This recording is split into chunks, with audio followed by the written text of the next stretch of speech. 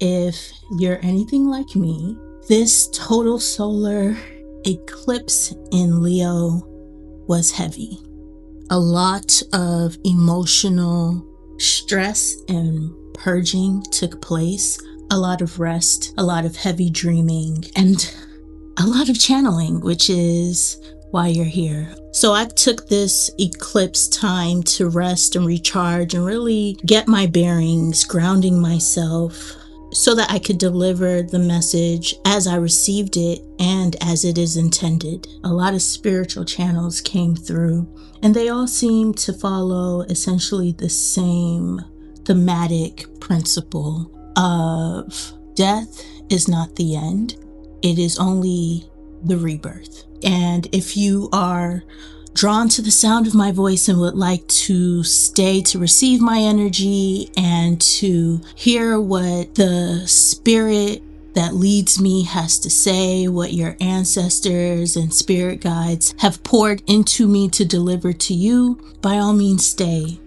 So the channel is that the way you break any curse is through your ability to believe in yourself. Nothing is strong enough to come against you. No force, no power, no principality, no fear. And this solar eclipse was heavy. Eclipse energy is potent spiritual energy. And not only did we have the eclipse energy, but we also had the alignment of 4 planets in Leo, the sun, moon, Mercury, as well as Jupiter. And we had the Pallades meteor shower that night. So the cosmos were speaking, and when the cosmos are speaking, I am listening because I am the sun god, and because I am deeply connected to solar energy as a starseed, and you may be a starseed too listening to this. All of that celestial energy and movement and communication culminated in a heaviness within my soul and my spirit, because when you are receiving, when I am receiving a very deep download, it does not come with a light energy, ironically. Like, the downloads are of love, are of light, are of deep introspection and enlightenment, but that does not come weightless.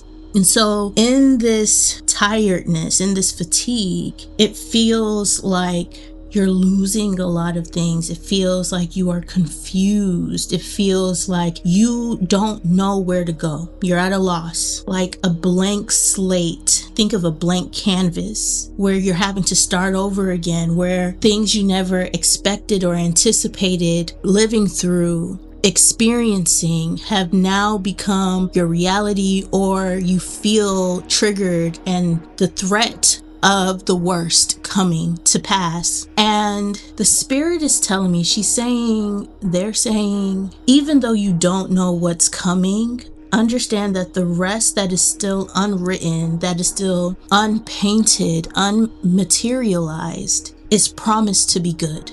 And it may not seem believable where you are right now in your life because of the fact that you have gone through so much, you have tried so much, your faith has tried to hold you in a place of hope, even though you are surrounded by uncertainty and you don't really know what to do about that.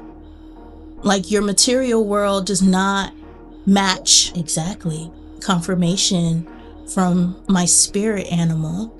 Your material world does not match your manifested realities, the things you see in your mind, the things you have been told through messages like mine and wherever you receive spiritual food and enlightenment. And so you feel like you're at your end, that there's nothing left but destruction and calamity, and it's overwhelmingly sad. But the best thing about not knowing where you're going is being able to go anywhere.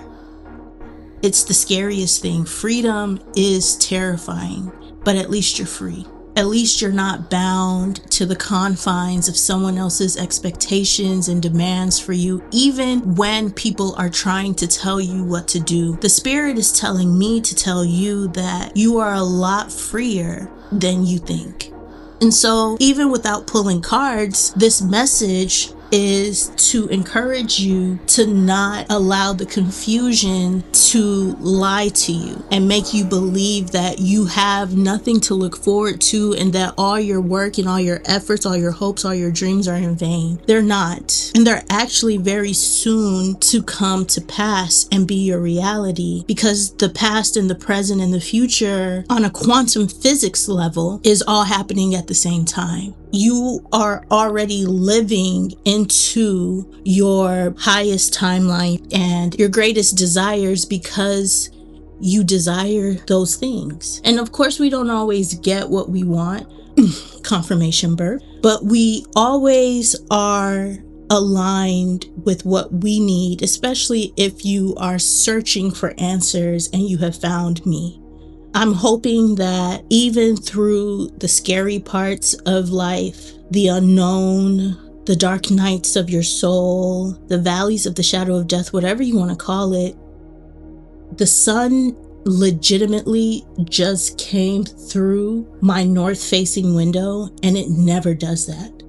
Not the way it just did. It is carrying a white hue, like it has never done what it just did. And it did it while I said what I just said. I don't even remember because I'm channeling right now, but whatever I said before I started talking about the sun coming through my window is confirmation that you are on the right path. Oh, I was talking about moving through the valley of the shadow of death and moving through the dark night of your soul. And then here comes this like crystal clear light coming through a window that very seldom gets that type of illumination. That's the message. You have been illuminated. The end of your path, your tunnel, has a light at the end of it, and you can see it. You will see it. You may not see it now, but you will see it. It is there. It exists even though you don't see it right now. There is an end. There is an outlet.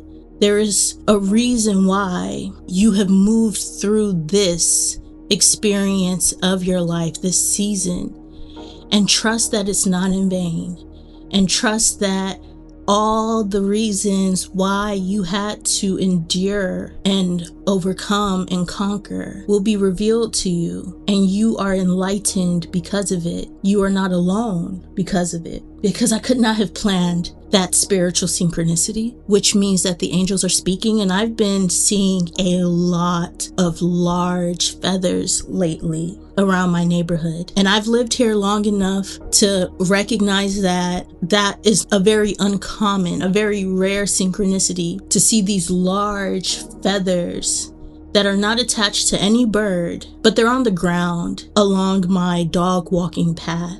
And I recently, like as recent as last week, helped a baby bird who was grounded because of the fact that their leg was bound by thread, and their leg was swollen from where the thread had captured them, had ensnared them.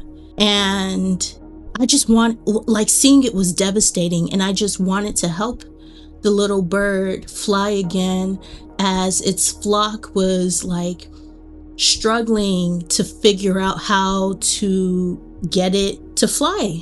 And I did my best to cut off enough of the thread where I hope it would not lead to, death.